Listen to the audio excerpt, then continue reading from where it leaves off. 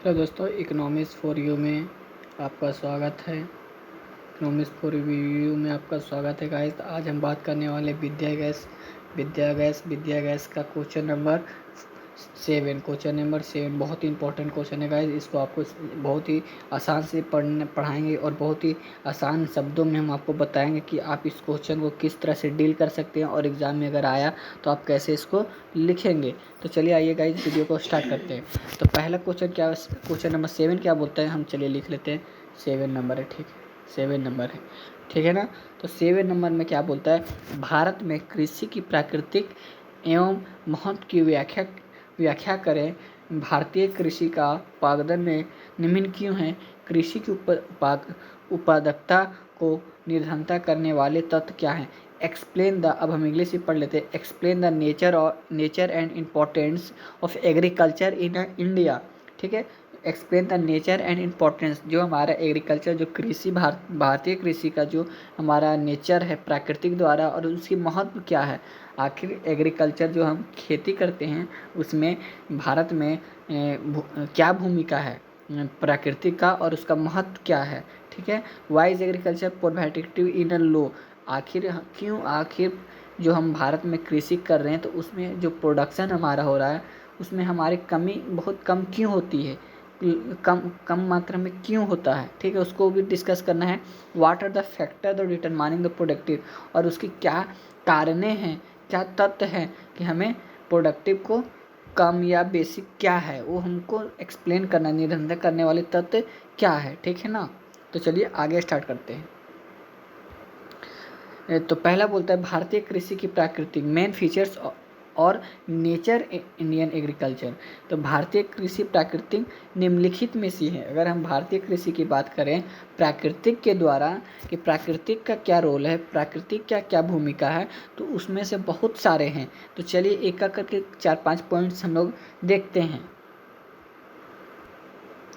पहला, भारतीय कृषि की प्राकृतिक शक्तियों पर निर्भरता। क्या होता है, भारतीय कृषि जितने भी हैं वो प्राकृतिक की जितनी भी शक्तियां हैं, पावर से उन पे निर्भर हो जाते हैं, ठीक है ना। तो भारतीय कृषि की एक प्रमुख विशेषता यह है कि यह प्राकृतिक शक्तियों पर निर्भर है। किस पे, प्राकृतिक निर्भर। और देश में सिंचाई से साधने की कमी के कारण कृषि मानसून पर निर्भर करती है। यदि वर्षा समय पर तथा पर्याप्त मात्रा में हुई तो फसल अच्छी होती है, ठीक है। ये आप भी जानते हैं, अन्यथा नहीं। इसलिए कहा जाता है कि भारतीय कृषि मानसून के साथ जुआ है, मतलब आप ताश खेल रहे हैं, ठीक है। इसके अलावा आंधी, ओला, पाला, कीड़े मकोड़े और मिट्टी आदि से कृषि को क्षति पहुंचती है। और भी आप समझते हैं, आंधी आ गया, ओला गिर गया, कीड़े मकोड़े लग गए, तो इससे क्या होता है कि हमारे जितने भी फसल है वो बर्बाद हो जाते हैं। तो इसके कारण हमको इसलिए इस लाइन में क्षति पहुंचती, इसलिए लिखा गया। इस प्रकार भारतीय कृषि बहुत हद तक प्राकृतिक शक्तियों पर आश्रित है। तो अगर हम इस अनुसार इसके दृष्टिकोण से देखें तो भारत के जितने भी कृषि वर्ग के लोग हैं वो सारे किस पे आश्रित हैं, किस पे, तो नेचर पे, प्राकृतिक पे, ठीक है ना। आगे पूछते हैं दूसरा पॉइंट में क्या, भूमि पर जनसंख्या की अत्यधिक निर्भरता। अगर हम भूमि पर अगर देखते हैं तो जो हमारा पॉपुलेशन है वो बहुत ही ज़्यादा क्या है कि जो भी पॉपुलेशन होता है तो भैया हम 2 घर बनाना है, 4 घर बनाना है, तो वो जनसंख्या किस में बढ़ रही है, भूमि पे डिपेंड कर रहा है, ज़मीन पे डिपेंड कर रहा है, ठीक है। तो भारत में कुल जनसंख्या की करीब 70% लोग कृषि पर आश्रित हैं।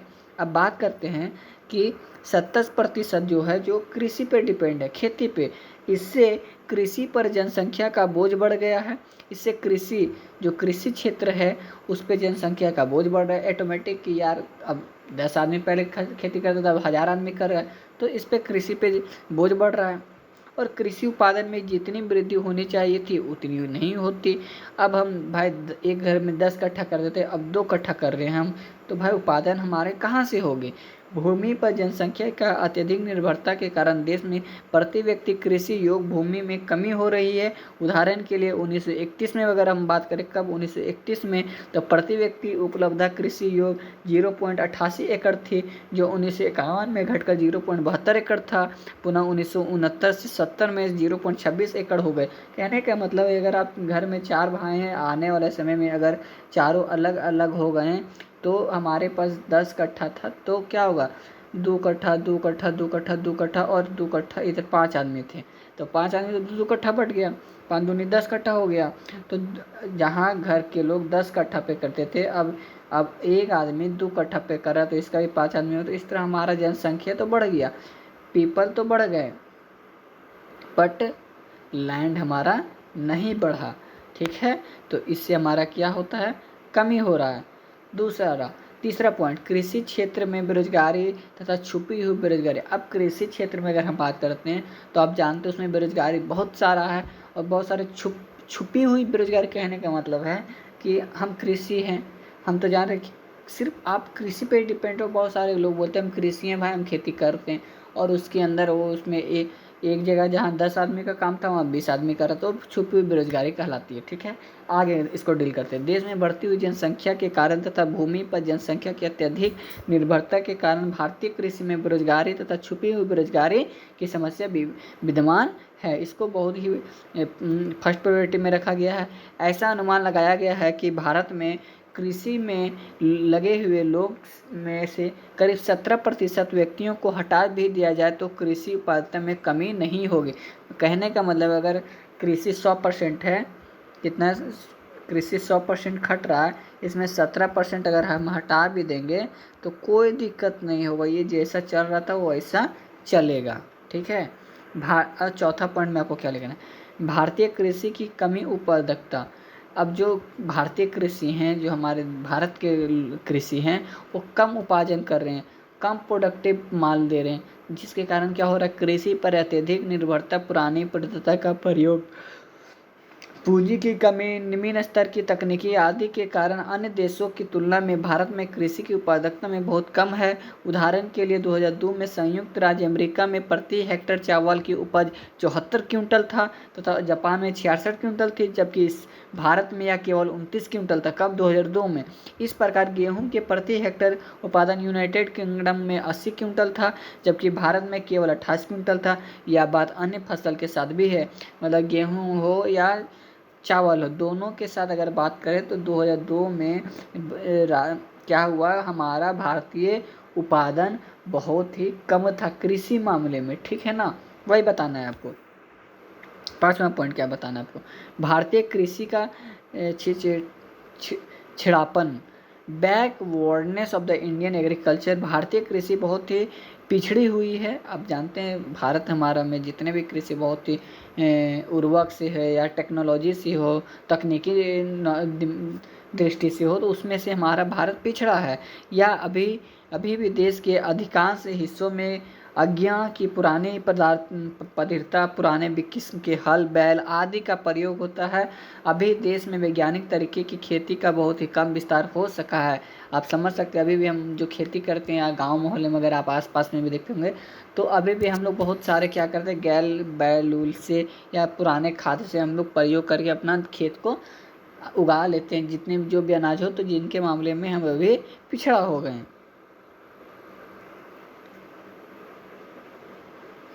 छठा में कृषि उत्पादन में खपतों की प्रमुखता। चूँकि देश में जनसंख्या बहुत तेज़ी से बढ़ रही है, अतः बढ़ती हुई जनसंख्या को खिलाने के लिए भारतीय कृषि में खाद्यों में उत्पादन में को ही प्रमुखता दी जाती है।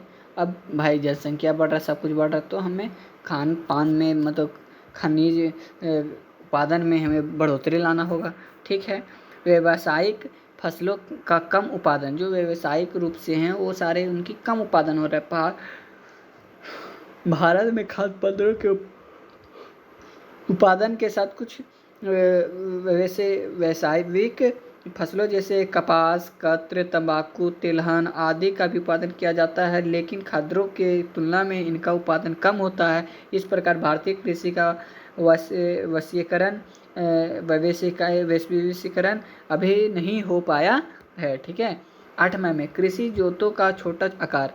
भारतीय कृषि की एक प्रमुख विशेषताएं यह भी है कि यहाँ कृषि जोतों आकार बहुत छोटा है। जनसंख्या में वृद्धि के कारण जमीन का बंटवारा होता है, बंटवारा चला आ रहा है, जिससे ज़मीन छोटे छोटे टुकड़ों में बढ़ जाती है। आप समझ रहे हैं। इस प्रकार भारतीय कृषि की उपयुक्त विशेषताएं हैं, लेकिन देश में पंचवर्षीय योजनाएं और कृषि विकास के कार्यों का फलस्वरूप कृषि के स्वरूप में पंचवर्षीय में परिवर्तन हुआ है। भारतीय अर्थव्यवस्था में कृषि का महत्व क्या है? जो भारतीय अर्थव्यवस्था है उसमें कृषि का क्या इंपॉर्टेंस रहा, क्या रोल रहा, तो चलिए पढ़ते हैं। चूँकि भारत के एक कृषि प्रधान देश है अतः हम यहाँ कह सकते हैं कि भारतीय अर्थव्यवस्था मुख्यतः कृषि पर आधारित है। देश में कुल जनसंख्या के करीब 70% लोग अपनी आजीविका के लिए कृषि पर आश्रित हैं। वर्तमान समय में राष्ट्रीय आय का करीब 18% भाग कृषि को प्राप्त होता है। इससे भारतीय अर्थव्यवस्था में कृषि का महत्व का साझा ही पता लग जाता है। लेकिन सबसे बड़ी बात तो यह है कि भारत में कृषि लोगों के लिए केवल पेशा मात्र नहीं है, वरना कृषि उनके रहन सहन, विचारधारा, संस्कृति आदि से घुल मिल गई है। अतः इस संबंध में भारतीय वित्त योग ने ठीक ही कहा है, भारतीय कृषि केवल पेशा मात्र नहीं है, वरना एक जीने का ढंग है जिनसे लाखों लोगों के विचार एवं दृष्टिकोण को प्रभावित किया गया है। ठीक है। आगे बोलते हैं। भारतीय अर्थव्यवस्था में निम्नलिखित कारणों में कृषि का अत्यंत महत्व है। भारतीय अर्थव्यवस्था में अगर हम देखें तो बहुत सारे ऐसे कारण हैं, उनमें महत्व है, अत्यंत बहुत ज़्यादा इम्पोर्टेंस है। पहला क्या है? जीवन निर्वाह का प्रमुख साधन। भारत में अधिकांश लोग ने जीवन निर्वाह के प्रमुख साधन कृषि ही है। 1951 की जनगणना के अनुसार भारत में कुल कार्यशील जनसंख्या के 50% व्यक्ति कृषक तथा 19.7% व्यक्ति खेतिहर मजदूर थे। इस प्रकार भारत में कुल कार्यशील जनसंख्या के करीब 70% लोग प्रत्यक्ष रूप से कृषि द्वारा अपनी आजीविका के साधन प्राप्त करते थे। 1951 के जनगणना के अनुसार भी कुल कार्यशील जनसंख्या के करीब 64.8% लोग, 38.4% कृषक तथा 26.4% खेतीदार मजदूर प्रत्यक्ष रूप से कृषि पर आश्रित थे। इसके अतिरिक्त भी यह बहुत से लोग अप्रत्यक्ष रूप से कृषि द्वारा जीवन अवसर करते हैं। इस प्रकार भारत में कृषि जीवन का निर्वाह प्रमुख साधन है। दूसरा, खाद्य की आपूर्ति का प्रमुख साधन। भारत में बढ़ती हुई जनसंख्या के लिए विविध प्रकार के खाद्य उपलब्ध कराने के लिए जिम्मेदारी कृषि पर है। यद्यपि हमें जनता के भरण पोषण के लिए विदेशों से भी खाद्य का आयात करना पड़ता है, फिर भी खाद्य की अधिकांश आपूर्ति देश में उपलब्ध कृषि की उपजों द्वारा ही हो जाती है। कहने का मतलब जो हमारे भोजन के रिलेटेड चीज़ें हैं, संबंधित चीज़ें हैं, उनको अगर हमारे भारत में नहीं हो रहा तो हम लोग अपने दूसरे देश से भी लाते हैं। लेकिन अगर अधिकांश क्या होते हैं कि हमारे देश में ही सारे सब्जियां, चावल, गेहूँ, जो भी दाल, कपास, कॉटन, सारे चीज़ हमारे देश से मानिए तो 80% हमारे भारत से ही हो जाता है। तीसरा, राष्ट्रीय आय का मुख्य स्रोत। भारत की राष्ट्रीय आय का अधिकांश भाग कृषि से प्राप्त होता है। भारत में राष्ट्रीय आय का अधिकांश भाग कृषि से प्राप्त होता है। समझ में आया? कहने का मतलब कि भारत में आय अगर देखें, आय इनकम देखें तो अधिकांश लगभग कृषि से ही प्राप्त होता है। उदाहरण के लिए 1950-51 में देश की कुल राष्ट्रीय आय पर्याप्त 51.3% है। 1960 से 61 में 52.4%। देख रहे, 51 था, 52 हुआ प्रतिशत। 1970 में और 71 के बीच में देखें तो 48%। 1980 से 81 देखें तो 39%। फिर 1991 में देखें तो 33.3% और 2002-03 में 26% था। 2008-9 में 18% भाग केवल कृषि तथा उससे संबंधित व्यवसाय ही प्राप्त हुआ था। इस प्रकार भारत में कृषि राष्ट्रीय आय का मुख्य स्रोत, लेकिन हाल में वर्षों में राष्ट्रीय आय में कृषि से प्राप्त आय के प्रतिशत में कमी आई है। आप देख रहे हैं, सबसे पहले ज़्यादा था, अब धीरे धीरे कम हो रहा। औद्योगिक प्रगति का सूचक है। अब इससे हम लोग क्या कैसे चिंतित बात ये हमारी रखी गई है। चौथा में क्या बोलो, औद्योगिक विकास का आधार। ठीक है, भारतीय कृषि देश में औद्योगिक विकास में भी निम्नलिखित प्रकार से योगदान देती है। कच्चे माल पूर्ति, शहरी जनता के लिए भोजन का साधन, निर्माता वस्तुओं का बाजार, पूंजी का साधन, मौद्रिक अर्थव्यवस्था का विकास। ठीक है, इस प्रकार से उपयुक्त तत्वों के आधार पर हम कह सकते हैं कि भारतीय कृषि उद्योग विकास के आधार है तथा देश के औद्योगिक विकास के लिए यह आवश्यक है कि कृषि का समुचित विकास किया जाए। भारतीय निर्यात एवं विदेश मुद्रा का साधन। ठीक है, पाँचवा क्या लिखना है, भारतीय कृषि देश का निर्यात एवं विदेशी मुद्रा प्राप्त करने का साधन। हमारे देश में प्रति वर्ष कुछ कृषि उपजों का निर्यात किया जाता है, जिनमें जूट, चाय, तिलहन, कहवा, तंबाकू, कपास, लौह, मछली आदि प्रमुख है। इनके निर्यात में भारत में को विदेशी मुद्रा प्राप्त होती है, जिसे हम विदेशियों से मशीन एंड औजार एवं अन्य आवश्यक वस्तुएं मंगाते हैं। छठा में आपको क्या लिखना है, भारतीय कृषि का आयात पर प्रभाव। भारतीय कृषि का देश के आयात पर प्रभाव पड़ता है। यदि कृषि उपज अधिकांश होती है तो किसान की आय बढ़ती है, जिससे वे अधिक औद्योगिक वस्तुओं की मांग करते हैं। इसके फलस्वरूप व्यापार एवं वैश्विक उत्पादन में वृद्धि होती है और साथ ही यातायात के साधन आय भी बढ़ जाती है। इससे विपरीत कृषि उपज में कमी होने से यातायात के साधनों की आय पर प्रतिकूल प्रभाव पड़ता है। ठीक है, तो हमने 6 पॉइंट हमने लिख दिया। अब आते हैं भारतीय कृषि का निम्न उत्पादकता के कारण। भारत एक कृषि प्रधान देश है। यहाँ की 70% जनसंख्या कृषि पर आश्रित है तथा राष्ट्रीय आय का सबसे बड़ा भाग कृषि से ही प्राप्त होता है। फिर निम्नलिखित कारणों के भारत कृषि अभी तक पिछड़ा हुआ अवस्था में है। ठीक है।